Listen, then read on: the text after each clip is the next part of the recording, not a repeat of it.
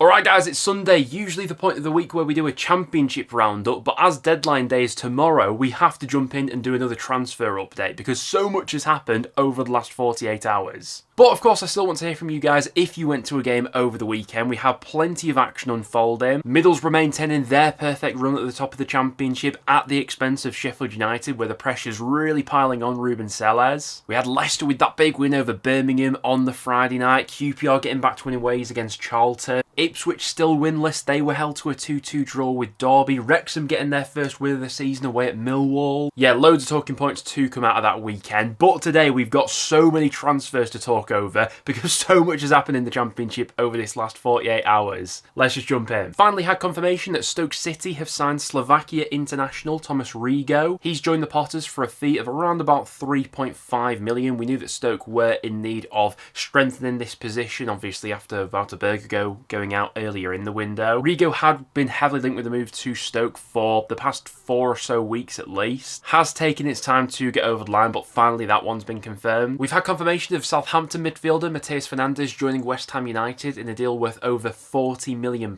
We knew that this deal was always potentially on the cards, especially with how much Premier League interest there was in Fernandes this summer. Southampton were always holding firm on their valuation though of 40 million plus, and they've got that here. But Southampton themselves have been pretty busy with signing players over these last few days. They have completed a deal for Middlesbrough attacking midfielder Finalizing. He made his debut for Southampton over the weekend in that 2-2 draw with Watford. Middlesbrough will have banked an initial fee of around 12 million that could rise to 40 million with add-ons included. So Borough have flipped a pretty hefty profit there on Azaz. But I think Southampton are getting a very good player for this level who is likely going to chip in with a lot of goals and assists this season. Southampton have also secured the services of West Brom winger Tom Fellows. He's joined the Saints in a deal worth an initial 8 million that could rise to 10 million with add-ons included. Once again, another really good option creative-wise for Southampton. Last season for West Brom, he created 62 chances in the Championship and registered 14 assists. Very good down that right-hand side. Got a brilliant whip on him, hasn't he? And at only 22 years old, got plenty of potential for the future. And Kasper Janda has also joined Southampton in a deal worth around 10.4 million, so plenty of money being splashed by the Saints in recent days. He's coming over from FC Nuremberg with a decent reputation. Once again, a fairly young player coming in, only 22 years old. Quite versatile as well, can either play in midfield or at the back. We've seen Tahith Chong joining Sheffield United from Luton Town for an undisclosed fee. He was a substitute for Sheffield United over the weekend against Borough, got about 10 minutes or so towards the end of that game. A bit mixed on this one, to be honest with you, because last season Chong really sort of fell below expectations with Luton, didn't he? Blew very hot and cold. But we have previously seen him be really quite good at this level, and when you get his confidence fully up and playing in the right system, he can be effective. But whether the right mesh for him will be in this current Sheffield United setup, we'll have to wait and see. We've seen Ipswich Town breaking the Championship transfer record to sign Norwegian youngster Sindre Waller eagerly. It's interesting that the new Championship transfer record has been broken on a relatively unknown player. He's only 19 years old, albeit coming off the back of a very good season in the Danish Superliga where he scored 9 goals last season. Looks fairly versatile as well, can play sort of anywhere across that forward line, but predominantly seems to be playing on that sort of right-hand side. Ipswich have already got quite a few similar sort of profiles in the attacking third, so it'll be interesting to see what he can add in the short and long term for them. Spanish forward Ivan Azon has also joined the Tractor Boys. He's joined on a season-long loan deal from Como. Did make a brief cameo appearance over the weekend against Derby as well. He's 22 years old. At this stage of his career, he spent the bulk of his time playing in the Spanish second division, so interested to see what he can add to that Ipswich strike force this season and how much game time he'll actually get. Darnell Furlong has also joined Ipswich. He's come over from West Brom in a deal worth in the region of 3.5 to 4 million. Feel like West Brom have done quite well out of that deal, to be honest with you. Furlong, who will turn 30 in a couple of months, I think they've got a good fee for him there. But undoubtedly, the most controversial transfer that we've seen go through in the Championship this summer is Marcelino Nunez leaving Norwich City to join Ipswich Town in a deal worth around about £10 million. Now, we did discuss this one on last time's transfer rumour roundup video while it was only a rumour. This one's all been turned around really quite rapidly. The story originally only broke a few days ago, and now he's in an Ipswich Town share. Now, you can look at this transfer from a couple of different perspectives. I think that purely from a financial basis, I can see why Norwich have gone for this deal. He only had 1 year left in his deal, and if he wasn't going to commit to a new long-term contract, that's the best sort of money that you're going to get for a player like Nunez, around about that 10 million mark. And from an Ipswich perspective,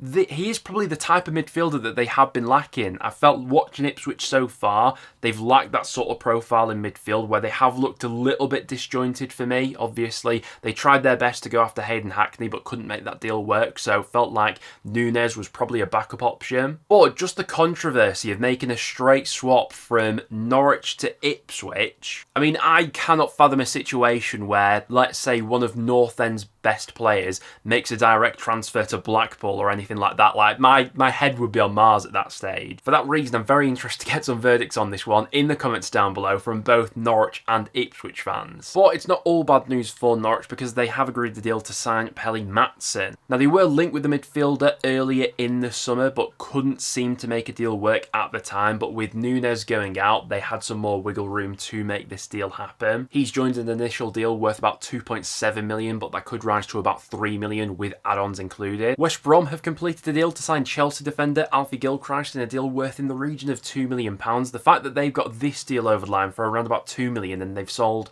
Furlong on for about 4 million, I just think that's good business from West Brom all round, really. Still a young and developing player, but thought he looked pretty solid last time out while on loan in the Championship with Sheffield United. Fairly limited going forward, but defensively, especially in one-on-ones, I think is really good. Comfortable playing in a few different positions as well, either as a centre-half or as a right-back. Sensible recruitment from West Brom there, in my view. We've seen Middlesbrough signing Senegalese forward Mamadou Kalé Sene. He's coming over from the Swiss Super League in a deal worth in the region of about 1.5 million from what I've seen reported. Did make his debut over the weekend for Middlesbrough as well, against Sheffield United, coming on as a second-half substitute for Tommy Conway. West Brom defender Caleb Taylor has joined Millwall for a fee in the region of 2.5 million. This one had been on the cards all summer. Millwall were interested, and following the sale of Japhet Tanganga to Sheffield United, they had the finances to make this one happen. Did make his debut over the weekend, coming off the bench against Wrexham, although in less than ideal circumstances, obviously, as Millwall went on to lose that game. And Millwall have also added experienced goalkeeper Joel Coleman to their goalkeeping ranks as well. Jeppe Ockels has left Preston North End on a permanent basis. He's off to Sweden. Honestly, this is a deal which just hasn't worked out for North End whatsoever. We spent quite a bit of money on him right after Ryan Lowe had left the club. Paul Heckingbottom hadn't been appointed at this stage, but we still sanctioned this transfer. Heckingbottom then came in, didn't really rate Ockels, he just didn't fit into his system, and then 12 months down the line we've made quite a substantial loss, it would seem, on the player. So yeah, disappointing transfer all round. For his sake and the club's, I think a move was in his best interest. But as of recording, those are some of the latest transfers that have gone through in the Championship. By the time you guys are watching, probably more will have gone through. Things are happening thick and fast in the Championship right now. But without any further ado, let's jump into the rumours. The other day we saw former Preston North End captain Alan Brown being linked with a move to Blackburn Rovers. It's no secret that he's not wanted at Sunderland right now. He's not going to get into that starting 11 or squad given how much they've strengthened over the summer, especially in that midfield department. But a loan deal out to the Championship between now and the end of the window does seem likely for Alan Brown, and while I think he'd be a terrific option for Blackburn, that one will be an absolute dagger through my heart as a North End fan. But Rovers boss Valérien Ismaël has come out and sort of dismissed this link anyway, claiming that Alan Brown's never been a player that he's held talks with. So despite that move to Rovers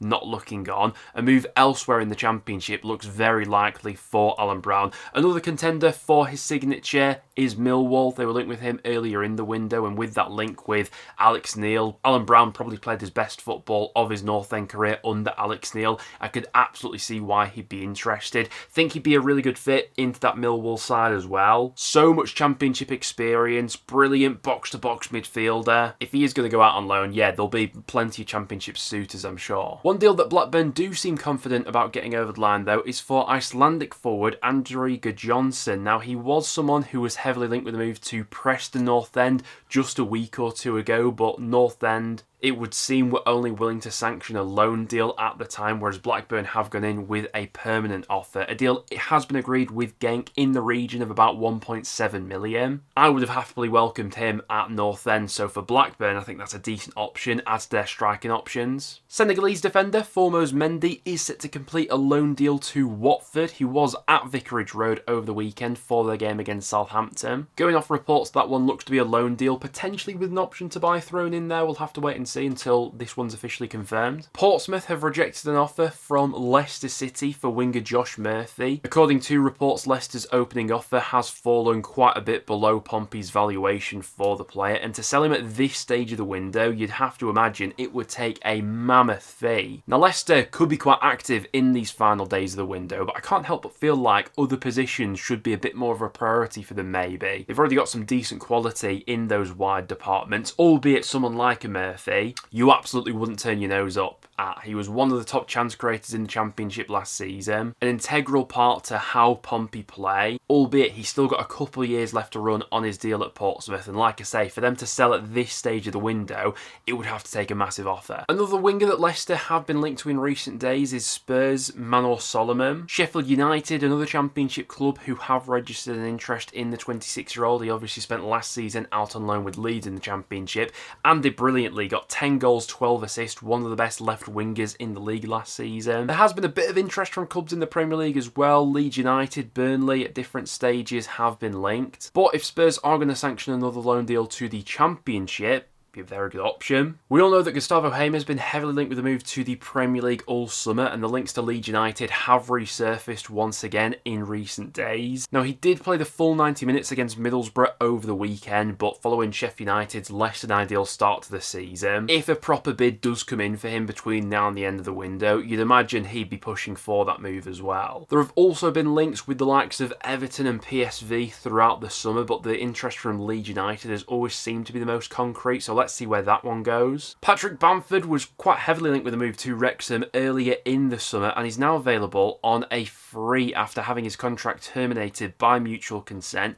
by Leeds United. Now, whether or not Wrexham resurfaced their interest in the 31-year-old, we'll have to wait and see. You'd imagine there would be a few clubs willing to take a punt on him. I know he didn't play a great deal of football for Leeds in the Championship last season, but now available on a free, with the amount of clubs in the Championship scrambling around for a new number 9, a few are definitely going to be throwing a contract at Bamford. Now, because he is now out of contract and available on a free, his future doesn't need to be decided, prior to deadline day. We could get past deadline day, the transfer market's officially shut, and Bamford still has the option to join the Championship club because he's not currently under contract. So he may be willing to wait things out a little bit, see where he gets his best offer from. But if you're a fan of any Championship club, would you take a punt on Bamford? Let me know down below. We spoke about Celtic forward Adam Idah on last time's transfer rumour roundup video, and since that point we've had quite a few developments on this story. So we reported last time that Swansea were interested. Well, it's since come out that a £7 million deal was agreed with Celtic. However, Celtic are unwilling to actually fully sanction this deal until they've signed his replacement. So as of recording right now, this deal is completely in limbo. We don't know if Celtic are going to get their targets over the line between now and deadline day. If that does happen, they would be willing to sanction this deal for Idah. It does feel like, from a Swansea perspective, I mean, we don't know how it's broken down in terms of add-ons and things like that, but £7 million is an enormous transfer fee for a player like Idah, who has blown very hot and cold throughout his career. I do feel like, just in general, this isn't a Swansea thing. The striker market in the Championship this summer has gone absolutely mental with some of the transfer fees we've seen thrown about. Celtic originally signed him for a fee in the region of about 9.5 million when he joined from Norwich the other year, and at the time I thought that was an overspend from Celtic. Let's wait and see what happens on that front, because, I mean, Swansea themselves, they got Zan Vapotnik up front, who's been in decent form recently, but yeah, could still get a bit of movement on that story between now and tomorrow. We all know that Derby County absolutely love a former Blackburn Rovers player, and according to the latest reports, they're currently leading the race to sign Ben Brereton Diaz from Southampton. Now, quite a few Championship clubs have been linked with the forward in recent weeks. The other week we saw the likes of West Brom, Borough being linked, a few others as well. But it now seems to be Derby County in the hot seat to try and get this deal over the line. From a Southampton perspective, he doesn't seem to be in Will Still's long-term plans. He's not really been involved up until this point. point. Let's see if Derby can get that one over the line. Another player that Derby are interested in signing is Sunderland winger Patrick Roberts. It's thought that the Black Cats would be willing to sanction some sort of deal for the winger. He is going into the last year of his contract with Sunderland, although the club do have the option of extending that by a further year. Feels like with all the players they brought in this summer, the chances that he'll probably get in their side this season are quite limited. He's only played 27 minutes of league football over Sunderland's opening 3 matches. But in the Championship can be a very effective player. Got 2 goals, 8 assists in the Championship last season.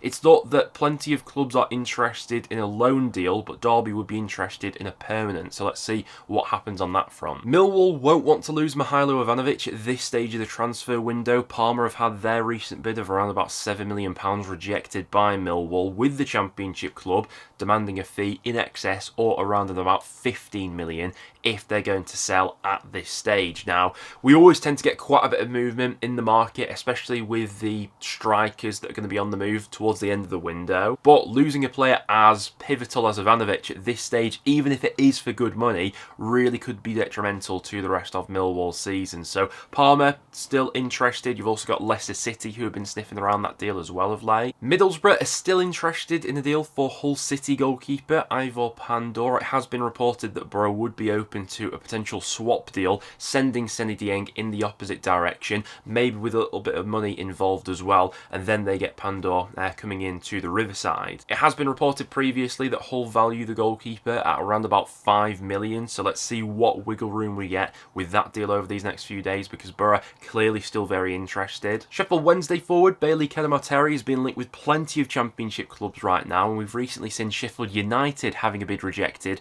for the Wednesday youngster. The Blades going in with an opening offer of around about £1 million, which was swiftly rejected by the Owls. Now, obviously in usual circumstances, a young striker like that, who's shown plenty of promise, would be worth significantly more than £1 million.